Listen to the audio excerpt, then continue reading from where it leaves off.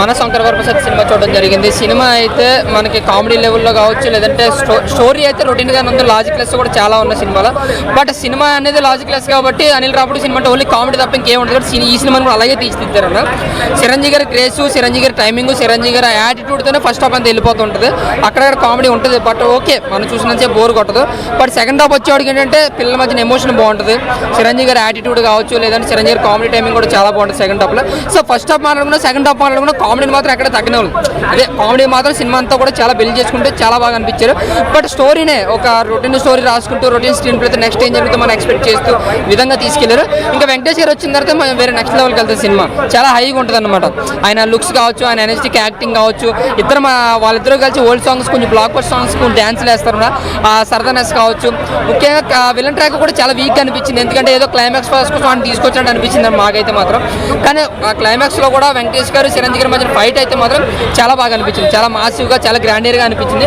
So fight అయితే చాలా ఓవర్గా ఉన్నాయి. ఉన్న 2-3 ఫైట్లు కూడా చాలా ఓవర్గా అనిపించింది. సో ఓవరాల్ నా వరకు చూసుకుంటే చిరంజీవి గారి గ్రేసు, యాక్టింగ్ అది అసలు కంబ్యాక్ అనుకోవచ్చు.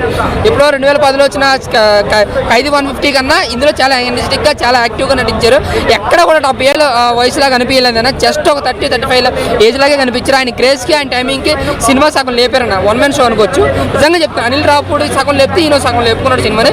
బట్ పండగకి వచ్చింది కాబట్టి ఫ్యామిలీస్ అయితే ఖచ్చితంగా చూస్తారు. బట్ అదర్ ఆడియన్స్కి మళ్ళీ రెగ్యులర్గా చూసే వాళ్ళకి కొంచెం యావరేజ్గానే అనిపిస్తుంది. సో ఓవరాల్గా నా వరకు చూసుకుంటే జస్ట్ ఓకే అన్న. హ్యాపీగా వెళ్ళి మనం నవ్వుకుని సరదాగా బయటికి రావచ్చు అండి. Thank you.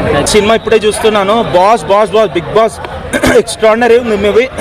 సంక్రాంతికి ది బెస్ట్ మూవీ అంటే ఇదే మూవీ చెప్పాలి. పక్కకే ఉన్నాడు కదా కట్అవుట్, అసలు సార్ని చూస్తే గ్యాంగ్ లీడర్లు ఎక్కడైతే స్టాప్ చేస్తే 35 ఇయర్స్ తర్వాత మళ్ళీ అదే గ్రేస్ అలాగే కనిపిస్తాడు. ఇంకా దానికంటే చిన్నగా కనిపిస్తున్నాడు. అదే షాక్ నేను ఏంటంటే ఆ స్టెప్స్ కానీ, ఆ స్టైల్ కానీ, డ్యాన్స్కి ది ఎండ్ అదే డ్యాన్స్ అని కొడితే సచిన్ టెండూల్కర్ క్రికెట్లు ఎట్లయితే ఫేమస్, బిగ్ బాస్ డ్యాన్స్లు అట్లా ఫేమస్. ఈయనని చూసి చాలా మంది యంగ్స్టర్స్ కానీ, యంగ్స్టర్స్ ఏంది ఇప్పుడు ఓల్డ్ అయిపోయారు, కొంతమంది వదిలేశారు, అంతమంది ఇన్స్పిరేషన్. తను చాలా బాగా చేశాడు.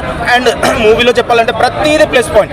యాక్టింగ్, డ్యాన్స్, స్టోరీ, నయనతార ఆమె అపియరెన్స్ చాలా బాగుంది.